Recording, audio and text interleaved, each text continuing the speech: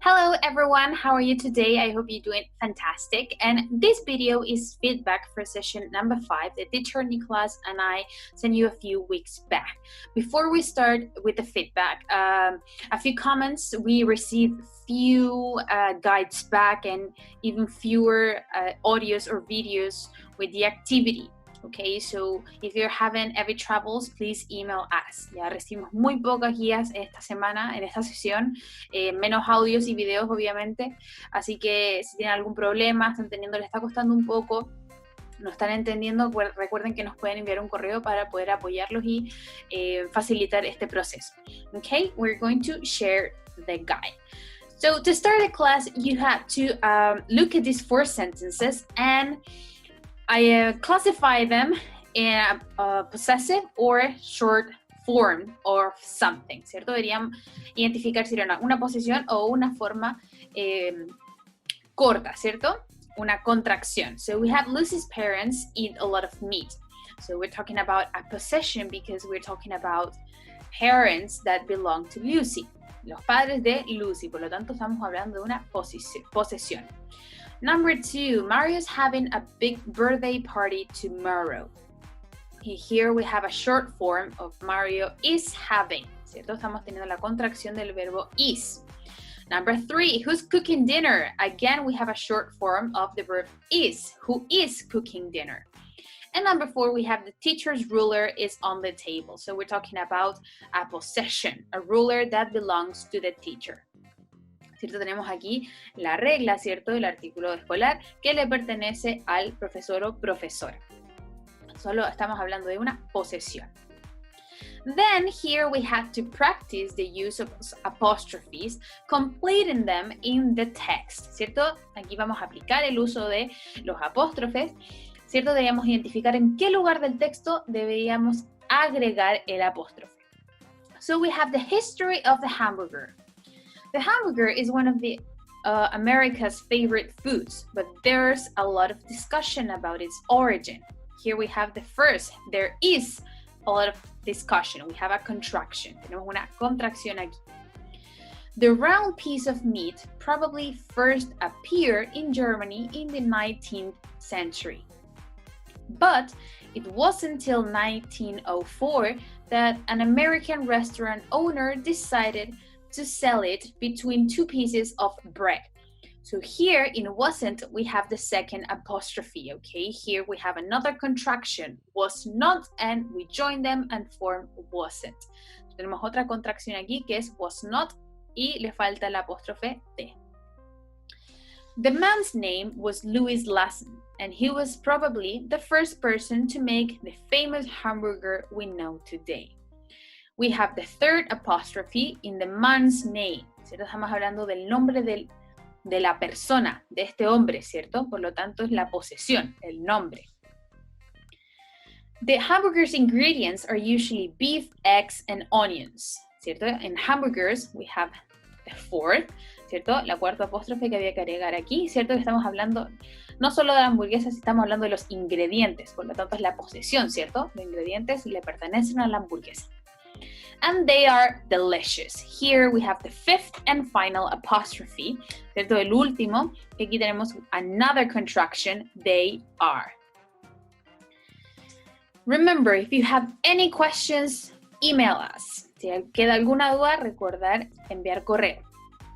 Then we have the reading comprehension, a history of school lunches in the United States. So in the 1930s, at this time, a lot of people didn't have jobs. They didn't have much money to give their children a lot of food.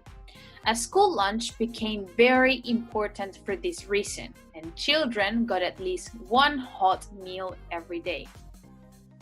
Then, in the 1940s to 1950s, the National School Lunch Program began. At school, children now ate meat with 2 vegetables and pieces of fruit every day. They also received some bread and butter. From 1954, children also got 1 big cup of milk every day. In the 1970s, vending machines appeared in schools. Now, it was possible for children to buy soda, candy, and potato chips during school hours. Not surprisingly, not many children wanted their school lunches.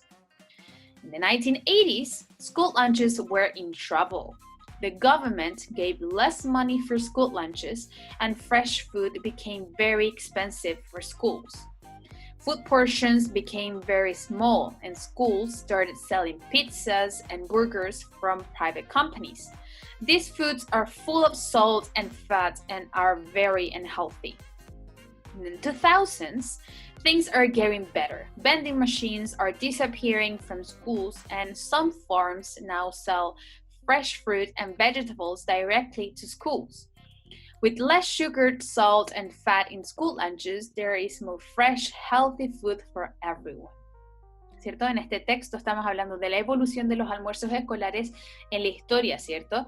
Desde los años 30 hasta la actualidad. So here, the first part, you have to look for this for vocabulary words. And here we have pieces, we have vending machines, less, and full of. Let's see the meaning. Veamos el significado. A piece is an amount of something or a part of something, ¿cierto? La cantidad de algo o la parte de algo. A vending machine is a machine where you can buy small things such as drinks, sweets by putting coins on it, ¿cierto? Las máquinas expendedoras donde podemos comprar bebidas, dulces, snacks, ¿cierto? A cambio de monedas. Less, a smaller amount of, ¿cierto? Menor cantidad de algo. Full of, containing a lot of things or people or a lot of something, ¿ya? Una gran cantidad de algo, ¿ya? De cosas, personas, etc. Then you had to answer these questions. There weren't many problems here, but we're going to check. En esta parte no hubo gran dificultad, so we're going to review. Number 1, how much milk did children get from 1954? They got 1 big cup of milk every day. Entonces recibían una taza grande de leche todos los días. Here, where is important? To use complete answers. Ya aquí recordar lo que es importante. Ya, responder la respuesta completa. Sujeto, verbo, objeto. Ya, siempre recordar. It's very important. 2, what did the vending machines in school sell to children? Well, vending machines sold soda, candy, and potato chips. 3, with new vending machines in schools, how many children wanted school lunches? Well, not surprisingly, not many children wanted their school lunches. 4, in the 1980s, were school lunches healthy or unhealthy? In the 1980s, school lunches were unhealthy. And why are pizzas or burgers are healthy? Well, because they are full of salt and fat, right? 6, where are some schools buying their food from now? ¿De dónde están obteniendo la comida ahora? Well, some schools are buying food from farms. 7, what kind of food are they buying? ¿Y qué tipo de comida están comprando? Well, they are buying fresh food and vegetables. And number 8 and 9 were very personal questions, ¿ya? Las 8 y las 9 eran preguntas con respuestas personales. Are school lunches a good idea? Most of you answer yes, because they are healthy and they are necessary. And what do you prefer to eat for lunch every day? Well, that answer varied from person to person, but I read noodles and very yummy food, ¿cierto? Aquí cada uno tenía que dar su comida que prefería comer todos los días. Moving on here, we listen to an interview about the Okinawa diet from the Ryukyu Island. Okay, so the first question was, how important is brown rice in the diet? And this person tells us that it's a big part of the Okinawa diet along with cereal. Number 2, what does the Okinawa diet contain? Okay, it contains a little meat. Okay, not a lot, not no meat, but a little, ¿cierto? 3, how big are food portions in the Okinawa diet? Well, they are pretty small, but they eat lots of time during the day. 4, when do people on the Okinawa diet stop eating? Well, according to the interview, they stop eating when they are 80% full. How do they know? That's a good question. 5, do the people of the Ryukyu Islands do a lot of exercise? Well, it's a very part of the diet, so they are very active and they walk a lot. Let's see. For this part, you had to complete one chart with one of the foods of your choosing. ¿Cierto? Aquí debían elegir una comida y completar la información. Well, I wrote the example from the class. Ya escribí el ejemplo que vimos en clases about chocolate, but I received about peanut butter, Italian lunches, noodles, burgers, and cheeseburger. Ya recibí de todas esas diferentes alimentaciones and you did very great. You made me very hungry. So, congratulations. En esta parte a todos les fue fantástico. To finish, you had to describe how were the meals in your family. ¿Cierto? Debían escribir cómo eran las comidas en sus casas. Okay? For the first thing is that when you give a description, you need to give details. ¿Ya? La gran mayoría de ustedes escribió el párrafo y fue fantástico, pero recordar que cuando yo doy una descripción, necesito más información. Ya no respuestas de 2 o 3 palabras para las preguntas, sino necesito hacer un texto, ¿cierto? Donde yo doy detalles. Y eso es lo importante. Ya en este caso, cuando les pido una descripción y les doy preguntas, es para que se guíen y me escriban un texto guiándose con la información que yo les estoy pidiendo. Okay, so for next time, try to write a text. ¿Ya? Así que para la próxima, intenten escribir el texto.